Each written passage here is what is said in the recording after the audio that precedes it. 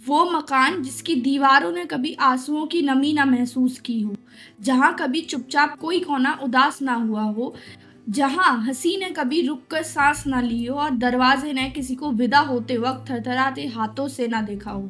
क्या ऐसा कोई मकान सच में होता है? नहीं। अगर मकान बनते समय वास्तु के हिसाब से कुछ चीज़ों का ध्यान रखा जाए, तो हम अपने जीवन में सुख, शांति और समृद्धि पा सकते हैं। So hello everyone, I am Anjali and you are watching Seeking Facts. क्या तुमने कभी सोचा है कि घर के दरवाजे किस दिशा में होने चाहिए? क्या नॉर्थ ईस्ट में मंदिर बनाना सिर्फ एक ट्रेडिशन है या इसके पीछे कोई एक साइंस छुपी है? वास्तुशास्त्र एक ऐसा एंशिएंट आर्किटेक्चरल नॉलेज है जिसको लोग या तो पूजा पाठ का हिस्सा मानते हैं या अंधविश्वास कहते हैं, लेकिन असली सच कुछ और है। तो इस वीडियो में आज हम बात करेंगे वास्तु के असली अर्थ की।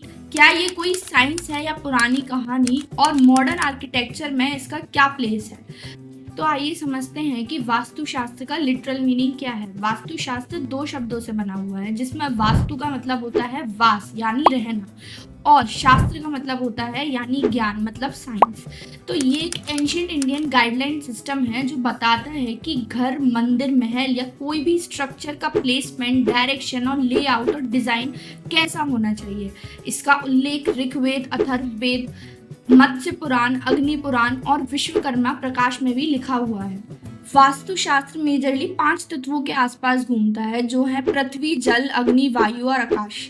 जिसमें पृथ्वी यानी अर्थ का मतलब स्टेबिलिटी होता है, जल जिसका मतलब वाटर होता है उसको प्योरिटी से रिलेट किया जाता है, अग्नि मतलब फायर, इसको एनर्जी से रिलेट किया जाता है, वायु मतलब एयर, इसको मूवमेंट से रिलेट किया जाता है, और आकाश मतलब स्पेस, इसको ओपननेस से रिलेट किया जाता है। ये मानते हैं कि अगर इन 5 तत्वों का बैलेंस सही हो तो घर में पॉजिटिव एनर्जी, सुख, शांति और समृद्धि आती है। चलो अब समझते हैं कि वास्तु में डायरेक्शन का क्या रोल होता है।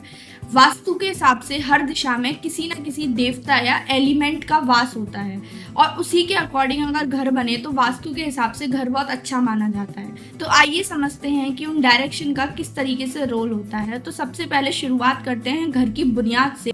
तो घर की बुनियाद की शुरुआत होती है प्लॉट खरीदने से। प्लॉट खरीदते समय दिशा का चुनाव वास्तुशास्त्र के अनुसार बहुत महत्वपूर्ण माना जाता है, क्योंकि यह घर की सुख, शांति, समृद्धि और सकारात्मक ऊर्जा को प्रभावित कर सकता है।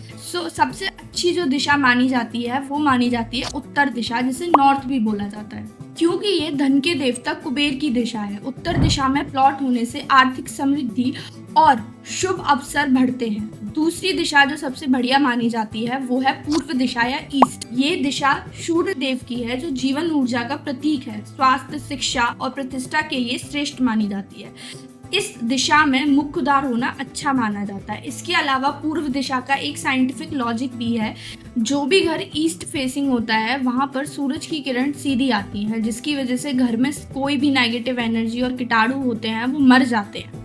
तीसरी दिशा है उत्तर पूर्व दिशा, जिसे नॉर्थ ईस्ट या फिर ईशान कोण भी बोला जाता है। ये सबसे पवित्र और शक्तिशाली दिशा मानी जाती है। ध्यान, पूजा और जल स्रोत के लिए ये सर्वोत्तम होती है। इस दिशा में जमीन का खुला और साफ होना बहुत शुभ माना जाता है। चौथी दिशा होती है दक्षिण दिशा, जिसे साउथ बोला जाता है। आमतौर पर इसे कम शुभ माना जाता है, लेकिन यदि वास्तु के नियमों के अनुसार निर्माण किया जाए तो ये नुकसान नहीं देती, भारी सामान या निर्माण के लिए उपयुक्त होती है।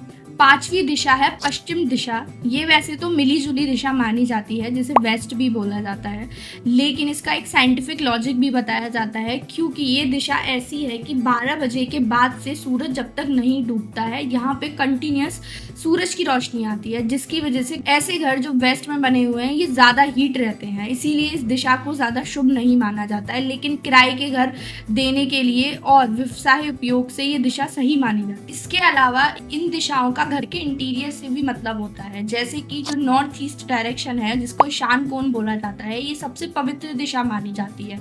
ये जल से एसोसिएट होती है, इसीलिए यहाँ पे पूजा घर बनाना सबसे अच्छा होता है।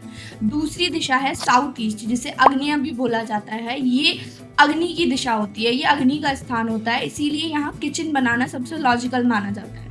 तीसरी दिशा होती है साउथ वेस्ट, जिसे नैऋत्य भी बोला जाता है। ये हैवीएस्ट एनर्जी जोन है, यहाँ बेडरूम या स्टोर का होना अच्छा माना जाता है।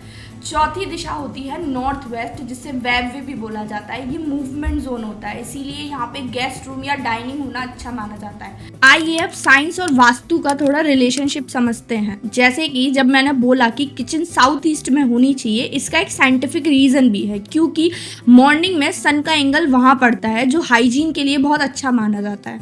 इसी तरीके से नॉर्थ ईस्ट में अगर वाटर का सोर्स होगा तो यहाँ से ठंडा और शुद्ध हवा आती है। और साउथ वेस्ट में बेडरूम इसीलिए होना चाहिए क्योंकि ये दिशा स्टेबल और लेस हीटेड होती है। इसीलिए नासा की स्टडीज़ भी कहती हैं कि नेचुरल सनलाइट और एयर फ्लो ह्यूमन साइकोलॉजी और हेल्थ पर बड़ा इम्पैक्ट डालते हैं। यानी वास्तु सिर्फ एक रिलीजियस डोगमा नहीं है, बल्कि एक एंशिएंट एनवायरमेंटल डिजाइन सिस्टम है जिसमें बताया गया है कि कैसे एक घर बनना चाहिए। आइए अब थोड़ा वास्तु और मॉडर्न आर्किटेक्चर को समझा जाए। मॉडर्न आर्किटेक्चर बोलते हैं फॉर्म फॉलोज फंक्शन, पर वास्तु कहते हैं कि फॉर्म फॉलोज कॉस्मिक एनर्जी। लेकिन दोनों में कॉन्ट्रडिक्शन नहीं है। वास्तु एक पैसिव एनर्जी डिजाइन सिस्टम है, जबकि मॉडर्न आर्किटेक्चर एक्टिव सिस्टम है जो एसी, लाइट्स और इंसुलेशन पे ज्यादा डिपेंडेंट है। प्रॉब्लम तब आती है जब लोग ब्लाइंडली वास्तु फॉलो करने लगते हैं बिना समझे। जैसे दरवाजा सिर्फ नॉर्थ में हो वरना नुकसान होगा, लेकिन उसके लिए ये भी जरूरी है कि हम समझे कि बिल्डिंग का स्ट्रक्चर, क्लाइमेट और रिक्वायरमेंट कैसा है। वास्तु का रिलेशन सिर्फ आर्किटेक्चर से ही नहीं है, वास्तु का रिलेशन मनोविज्ञान से भी है।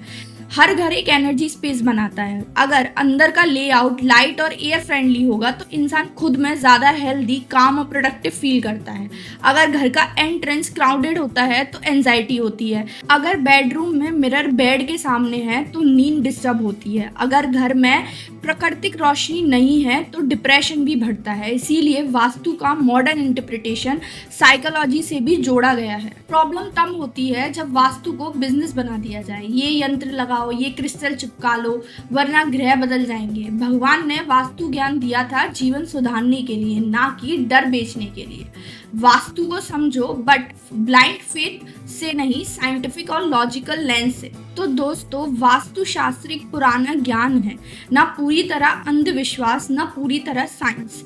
लेकिन अगर समझकर यूज किया जाए तो जिंदगी में पॉजिटिव एनर्जी जरूर ला सकता है।